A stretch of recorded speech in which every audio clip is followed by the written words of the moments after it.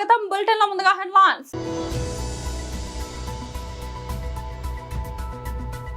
మాజీ మంత్రి MLA Talasani Srinivas Yadav press meet.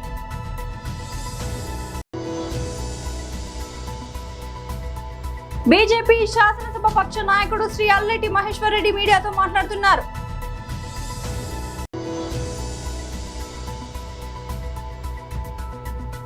మాజీ ఎంపీ తలారి రంగయ్య ప్రెస్ మీట్.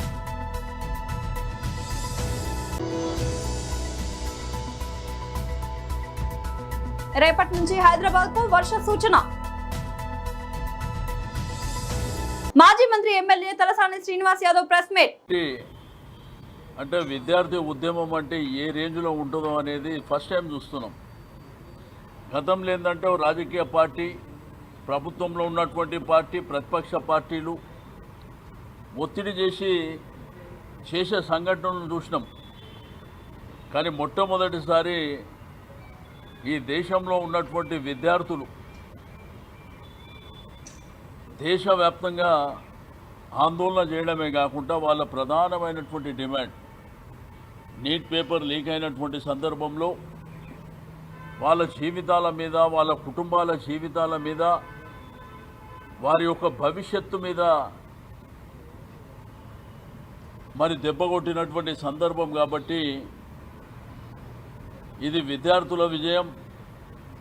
ఇప్పటికైనా కేంద్ర రాష్ట్ర ప్రభుత్వాలు, ఎందుకంటే తరం మారింది, విద్యార్థి లోకం మేల్కొంది, ప్రభుత్వాలు జాగ్రత్తగా ఉండవలసినటువంటి అవసరం ఉంది. ఇది మొదటి మెట్టు. ఇదేంటంటే ఇక దేశానికా రాష్ట్రానికా అని ఏముండదు. డెఫినెట్గా అందరి వైపు చూస్తుంది. కానీ ఒక ఉద్యమాలు రాజకీయ పార్టీలు నడిపించినటువంటి మనం చూసినాం. కానీ మరి గడిచిన 1 మంత్ నుంచి, అదేవిధంగా గడిచిన 10 రోజుల నుంచి దేశవ్యాప్తంగా కూడా విద్యార్థులు నడి రోడ్డు మీద, వాళ్ళ మీద లాఠీ చార్జ్ చేసిన, దమనకాండ చేసిన, థియరీ గ్యాస్ ఉపయోగించిన, వాళ్ళని దేశద్రోహులన్నా, ఎన్ని రకాలుగా మాట్లాడినా కానీ ఈరోజు కేంద్ర ప్రభుత్వం దిగి రావాల్సినటువంటి పరిస్థితి మన కళ్ళ ముంగట కనిపిస్తుంది. కాబట్టి ఇది తప్పకుండా విద్యార్థుల విజయం. వారి పక్కన న్యాయం ఉంది అనేటువంటి సంకల్పంతోనే నిన్న కేటీఆర్ గారు వారి బర్త్డేని కూడా పక్కన పెట్టి వారి కోసం మనం దీక్ష చేద్దాము, వారి కోసం నిలబడదాం అనేటువంటి సంకల్పంతో నిన్న ఇందిరా పార్క్ దగ్గర మీరు చూస్తే మేము ఆర్గనైజ్ చేసింది తక్కువ, విద్యార్థులు వాలంటరీగా కదిలి వచ్చింది ఎక్కువ. వాళ్ళు మాట్లాడినటువంటి మాటలు కూడా ఆ స్టేజ్ మీద మీరు చూసారు. వారు ఈ దేశ ప్రజాస్వామ్యాన్ని మేము కాపాడిన వాళ్ళం, మేము కూడా ఓటర్, మాకు రైట్ ఉంది, మాకు హక్కు ఉంది, అవసరం అనుకుంటే ప్రభుత్వాలని దింపే హక్కు కూడా మాకు ఉందని చెప్పి వాళ్ళు ధైర్యంగా చెప్పినటువంటి సందర్భాలను కూడా మనం చూసినాం. బీజేపీ శాసనసభ పక్ష నాయకుడు శ్రీ అల్లెటి మహేశ్వర్ రెడ్డి మీడియాతో మాట్లాడుతున్నారు. గత కొద్ది రోజుల నుంచి దేశంలో మన పరిస్థితులు గమనిస్తూ ఉన్నాం. నీటి పేరుతో నిప్పులాట, విద్యార్థుల భవిష్యత్తుతో రాజకీయ క్రీడ ఏ రకంగా జరుగుతూ ఉన్నదో మనం కళ్ళారా చూస్తూ ఉన్నాం. గత అనేక రోజుల నుంచి ఢిల్లీని వేదిక చేసుకొని అనేక మంది విద్యార్థుల్ని రెచ్చగొట్టి ఏదో ఒక రకంగా ఒక రాజకీయ జగన్నాటకం ఆడుతున్న సంగతి మనం కళ్ళారా చూస్తూ ఉన్నాం. మరి పేపర్ లీక్ జరిగింది, నీట్ లీక్ జరిగింది కాబట్టి ఎడ్యుకేషన్ చేస్తామంటున్నారు కదా. రాహుల్ గాంధీ స్వయంగా వెళ్ళి గాంధీ స్మారక చిహ్నం దగ్గర వెళ్ళి రకరకాలుగా డ్రామాలు ఆడుతున్నటువంటి రాహుల్ గాంధీని అడుగుతా ఉన్నా, గతంలో యూపీఏ ప్రభుత్వంలో అనేక సార్లు ఈ రకమైనటువంటి లీకులు జరిగినప్పుడు మరి మీ యూపీఏ ప్రభుత్వం కానీ యూపీఏ మంత్రులు కానీ ఏ రోజైనా బాధ్యత తీసుకున్నారని అడుగుతా ఉన్నా. దాదాపు 72 సార్లు మీ ప్రభుత్వంలో లీకులు జరిగినట్టు ఆధారాలు ఉన్నాయి. మరి అనేక సార్లు మీ ప్రభుత్వాల్లో యూపీఏ ప్రభుత్వంలో మీ ప్రభుత్వాలు ఉన్నటువంటి మీ పార్టీ అధికారులు ఉన్నటువంటి రాష్ట్రాల్లో జరిగినటువంటి లీకుల గురించి ఏ రోజు కూడా ఏ ఒక్క మంత్రి కానీ ముఖ్యమంత్రి కానీ కేంద్ర మంత్రులు కానీ ఎలాంటి బాధ్యత తీసుకోకుండా గాలి కొదిలేసి వేలాది లక్షలాది మంది విద్యార్థుల జీవితాలతో ఆ రోజు ఆడుకున్న రోజు గుర్తుకు రాలే. ఈరోజు అధికారం పోయిన తర్వాత ఏదో ఒక రకంగా అధికారం చేజారిందన్న ఒక కుట్రతోటి మీరు ఈ రకమైనటువంటి రాజకీయ క్రీడ ఆడుతున్నటువంటి రాహుల్ గాంధీ, ఆయన సహచరులు, అదే మాదిరిగా ఆప్ పార్టీకి సంబంధించినటువంటి కొంతమంది నాయకులు ఈరోజు పూర్తిగా విద్యార్థి లోకాన్ని సోషల్ మీడియా ఆధారంగా ఏదో ఒక రకమైనటువంటి కుట్రలో భాగస్వామ్యం చేస్తున్న మాట వాస్తవం కాదని అడుగుతా ఉన్నాను. మాజీ ఎంపీ తలారి రంగయ్య ప్రెస్ మీట్. నిర్వహించకపోవడం వల్ల అయోగ్యుల్ని అర్హత లేని వాళ్ళకి ఇవ్వడం వల్ల రాబోయే విద్యార్థులు ఏదైతే ఉందో ఆ తరమంతా కూడా దెబ్బతినే పరిస్థితి ఉంది. ఎందుకంటే సక్రమమైన వాళ్ళు, యోగ్యులు, అర్హత కలిగిన వాళ్లకు ఆ పరీక్షల ద్వారా ఎంపిక కాకుండా స్పోర్ట్స్ కోటా ద్వారా కావచ్చు, అవుట్ సోర్స్ ద్వారా లీక్ అయిన సందర్భాల్లో కావచ్చు, చాలా అయోగ్యులు, అర్హత లేని వాళ్ళు ఈ వ్యవస్థలోకి వస్తున్నారు. కాబట్టి ఉపాధ్యాయులుగా రాబోయే విద్యార్థుల తరమంతా కూడా దెబ్బతినే అవకాశం ఉంది. అంతేకాకుండా మనం చూస్తే దేశంలో ఏం జరిగింది, నీట్ సక్రమంగా జరగనప్పుడు దాన్ని రద్దు చేశారు. అంతేకాకుండా సిబిఐ ఎంక్వైరీ కేసు ఉన్నారు. మళ్ళీ నీట్ పరీక్షని నిర్వహించి మళ్ళీ కూడా చేయడం జరిగింది. కానీ ఇక్కడ ఇవేవీ జరగలేదు. మేము డబుల్ ఇంజన్ సర్కారు, ట్రిపుల్ ఇంజన్ సర్కారు అని ఏదైతే చెప్తూ ఉన్నారో, ఈ ఎన్డీఏ సర్కారు ఆంధ్రప్రదేశ్లో కూడా ఉంది. కాబట్టి కేంద్ర ప్రభుత్వంలో ఏం జరిగిందో, ఎలాంటి పద్ధతులు తీసుకున్నారో ఆ పద్ధతులను ఇక్కడ పాటిస్తూ నైతిక బాధ్యత వహిస్తూ జవాబుదారీతనంతో మన విద్యాశాఖ మంత్రి గారు రిజైన్ చేయాలా లోకేష్ బాబు గారని నేను గట్టిగా డిమాండ్ చేస్తున్నాను. ఒకవేళ చేయకపోతే అస్థినలో ఢిల్లీలో ఏదైతే తెలుగు భాష తెలిసిన చాలా కాక్రోచ్లు అక్కడ పాల్గొన్నాయి. ఇక్కడ తెలుగు రాష్ట్రాల నుంచి కూడా చాలా కాక్రోచ్లు ఉన్నాయి. ఆంధ్రప్రదేశ్లో కూడా ఈ నీటు ఏదైతే మెగా డిఎస్సి అక్రమాలకు, అవినీతికి పాల్పడిన సందర్భాలు ఉన్నాయో దాన్ని రద్దు చేయకపోతే అలాంటి కాక్రోచ్లే ఈ ప్రాంతంలో కూడా పెద్ద ఎత్తున ఆందోళనకు దిగుతారని నేను హెచ్చరిస్తున్నాను. అంత స్థాయికి తీసుకురాకముందే నైతిక బాధ్యత వహిస్తూ రాజీనామా చేయాలి, తిరిగి మెగా డిఎస్సి నిర్వహించాలని నేను కోరుతున్నాను. ఇది ప్రాథమికమైన ధర్మం. ఏదైతే అనుమానాలు వచ్చినాయో ప్రభుత్వము వాటిని అన్నింటినీ కూడా నివృత్తి చేయాల్సిన అవసరము, దోషులను శిక్షించాల్సిన అవసరము, తిరిగి మెగా డిఎస్సిని నిర్వహించాల్సిన అవసరం చాలా ఉంది. ఇవన్నీ కూడా పక్కన పెట్టి ఎదురుదాడికి దిగి ఎవరైతే ప్రశ్నించారో వాళ్ళ మీద కేసులు పెట్టి ఈ ప్రభుత్వము కాలం గడిపింది. ఏమవుతుంది, ఒక మంత్రి గారు రాజీనామా చేస్తే వచ్చే ఇబ్బంది ఏమీ లేదు. ఎందుకంటే జవాబుదారీతనం లేనప్పుడు ఈ ప్రజాస్వామ్యం అనేది మనుగడ సాగించడం చాలా కష్టం అవుతుంది. ఎప్పుడైతే కేంద్ర మంత్రి గారు ఇదే పరిస్థితుల్లో కేవలం ఎగ్జామ్స్ని కండక్ట్ చేయలేకపోవడం మీదనే రాజీనామా చేసి ఉన్నారు. కాబట్టి అది పెద్ద ఎత్తున దేశవ్యాప్తంగా ఉద్యమానికి దారితీసింది. కాబట్టి ఆంధ్రప్రదేశ్లో ఉన్న నిరుద్యోగుల తరపున, ప్రజల తరపున, మా పార్టీ తరపున కూడా నేను గట్టిగా డిమాండ్ చేస్తున్నాను. లోకేష్ గారు తక్షణము రాజీనామా చేసి తన శక్తి ఏముందో, తన నిజాయితీ ఏముందో దాన్ని నిరూపించుకోవాలని కూడా నేను కోరుతూ ఉన్నాను. ఒక చిన్న ఎగ్జామ్ కూడా కండక్ట్ చేయలేకపోతే వీళ్ళు ఎందుకండి? ఎన్ని వేల ఉద్యోగాలు అవి డిఎస్సి ఉద్యోగాలు? 13,000 ఉద్యోగాలు కావచ్చు. కానీ 1,13,000 ఉద్యోగాలు మేము సెక్రటేరియట్ల కోసము ఏ ఇబ్బందులు లేకుండా నిర్వహించిన సందర్భాన్ని కూడా మీరు చూసి ఉన్నారు. ఎప్పుడైనా కూడా పోటీ పరీక్షల్లో యోగ్యులైన వాళ్ళే రావాలి, అర్హత ఉన్న వాళ్ళే ఉద్యోగాలలోకి రావాలి. కానీ అక్రమాల ద్వారానో ఏదో అవినీతి పాల్పడుతున్న స్పోర్ట్స్ కోటా ద్వారానో లేకపోతే ఇంకా ఎన్నో విషయాల మీద మనకు చాలా ఆధారాలు ఉన్నాయి. వీటితో లీక్ అయిన సందర్భాల్లో కానీ, ఆడియో రూపంలో కానీ, వీడియో రూపంలో కానీ ఎక్కడెక్కడ ఏ జరిగినాయి అనేది ఆధారాలతో సహా పెట్టిన సందర్భంగా ఆ ఫోరెన్సిక్ ఆడిట్ కూడా జరిపించి ఈ మెగా డిఎస్ ఏదైతే నడుస్తుందో దీన్ని తక్షణం రద్దు చేయాలని కోరుతున్నాను. హైదరాబాద్ లో రేపటి నుంచి వర్షాలు కురవనున్నాయి. ఈ నెల 26 నుంచి 31 వరకు నగరంలో మోస్తారు వర్షపాతం నమోదయ్యే అవకాశం ఉందని వాతావరణ నిపుణులు అంచనా వేస్తున్నారు. ఇదే సమయంలో ఉత్తర, పశ్చిమ, తూర్పు తెలంగాణలోని పలు జిల్లాల్లో భారీ వర్షాలు కురిసే అవకాశం ఉంది. వాతావరణ నిపుణుల వివరాల ప్రకారం ఈ నెలాఖరు వరకు నగరంలో మోస్తారు వర్షాలు కురుస్తాయి. ఆదిలాబాద్, కొమరంభీం, ఆసిఫాబాద్, మంచిర్యాల, పెద్దపల్లి, జయశంకర్, భూపాలపల్లి, ములుగు, నిర్మల్, నిజామాబాద్, జగిత్యాల, కామారెడ్డి, మెదక్, సంగారెడ్డి, వికారాబాద్ జిల్లాల్లో అక్కడక్కడ భారీ వర్షాలు కురిసే అవకాశం ఉందని ఆయన పేర్కొన్నారు.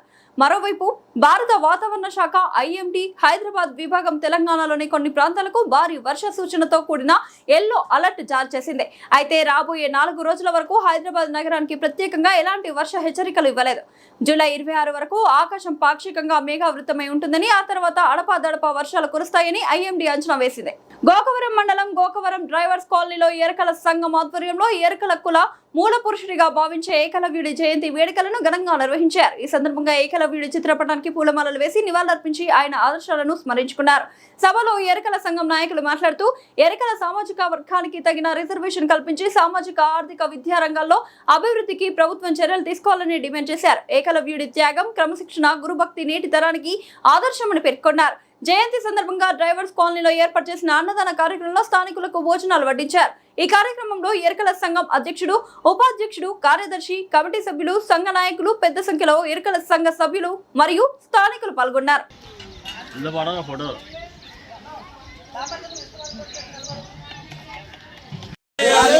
జై కుర్రు, జై భీమ్, జై ఎరకుల, జై ఎరకుల,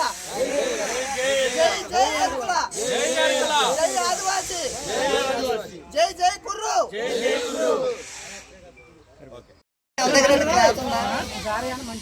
క్లాత్ ఏమన్నా ఉందా?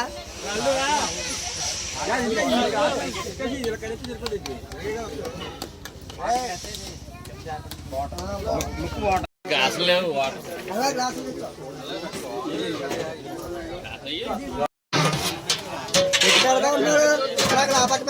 ఆ పక్కన అలా స్టార్ట్ చేస్తే మేము అటు నుంచి వస్తున్నారు కదా, సాంబార్ సాంబార్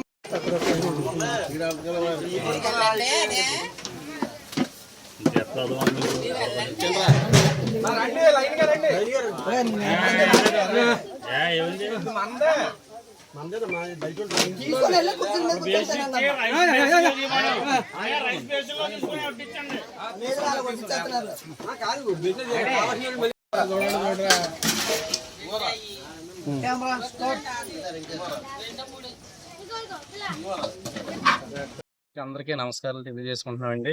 మరి మాది గోకవరం డ్రైవర్స్ కాలనీ.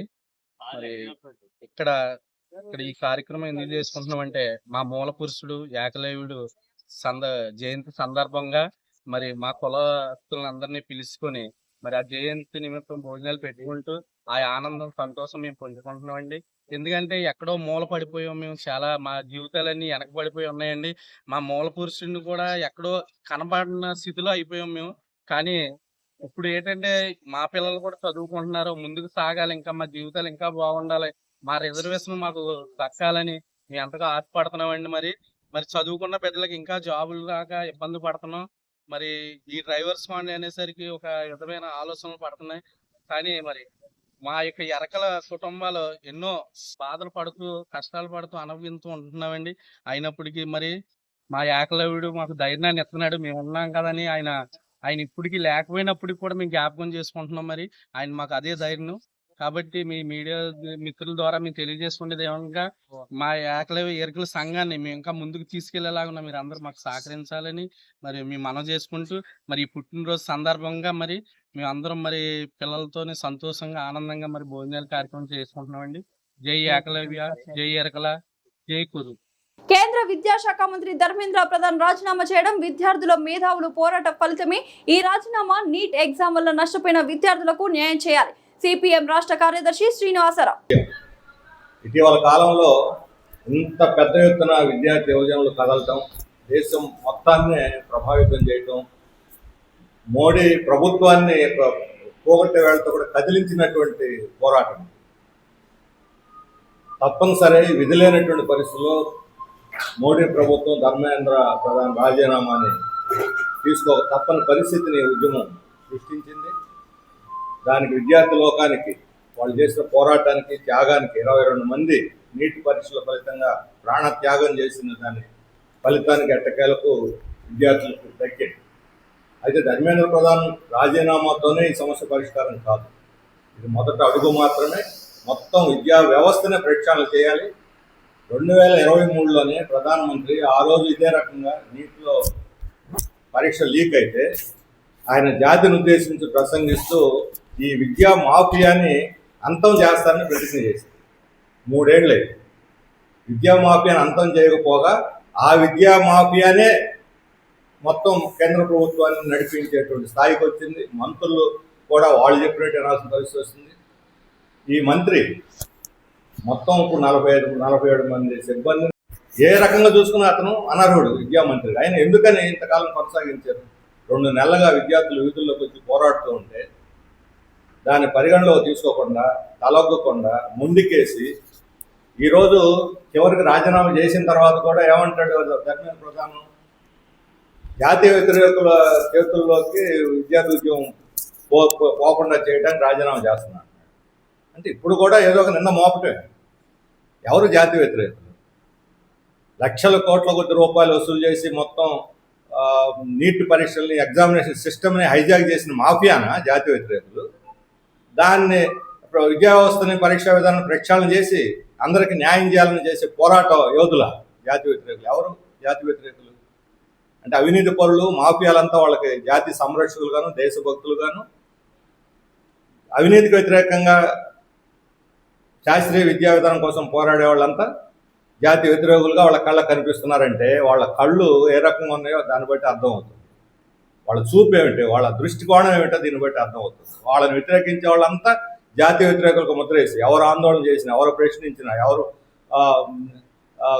డిమాండ్ విమర్శించిన ప్రభుత్వాన్ని వాళ్ళందరినీ జాతీయ వ్యతిరేకులుగా ముద్ర వేయటం అంటే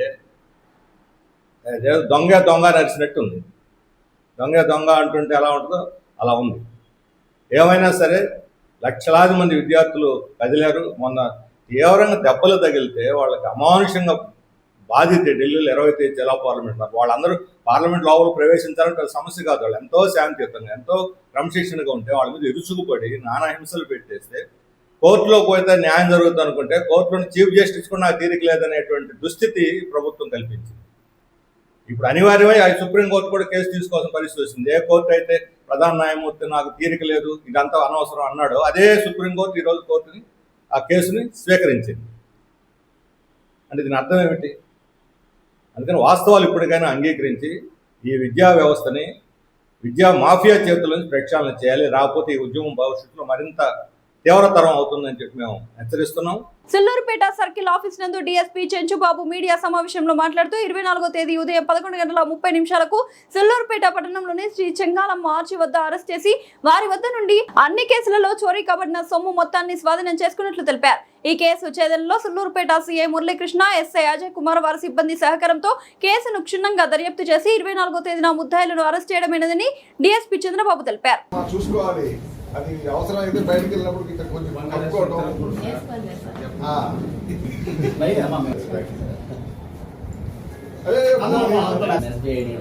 శుక్రవారం పోయింది సార్, బాధపడుతుంది. శుక్రవారం పూజ చేసుకుంటాం, చాలా బాధ చైన్ పోయిందని సార్ పోలీస్ వారికి మేము కంప్లైంట్ ఇచ్చామండి. ఇచ్చిన కొద్ది రోజులకే మా బంగారాన్ని మాకు ఎతికి తెచ్చి పెట్టారు. పోలీసు వారికి, సిఐ గారికి, ఎస్ఐ సార్కి ముఖ్యంగా నా కృతజ్ఞతలు తెలుపుతున్నానండి. నా దండ పోయింది సార్, దయ వల్ల నాకు దండ వచ్చింది. చాలా సంతోషంగా ఉంది.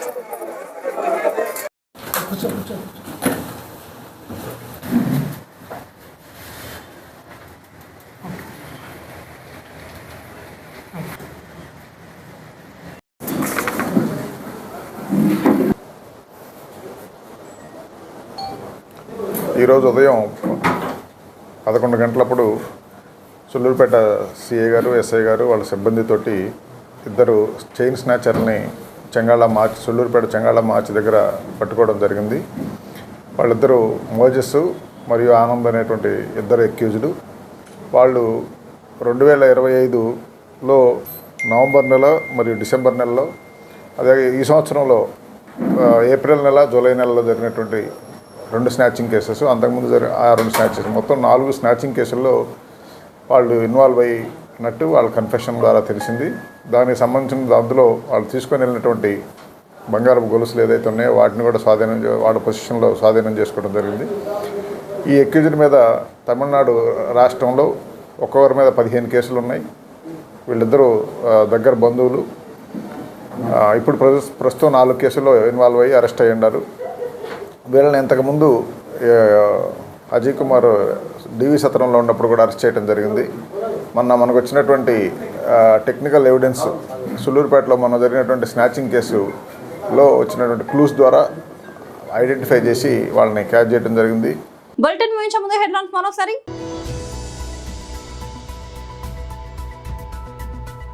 మాజీ మంత్రి MLA Talasani Srinivas Yadav press meet.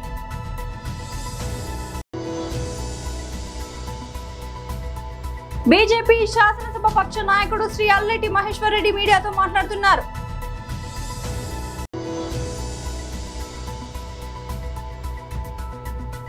మాజీ ఎంపీ తలారి రంగయ్య ప్రెస్ మీట్.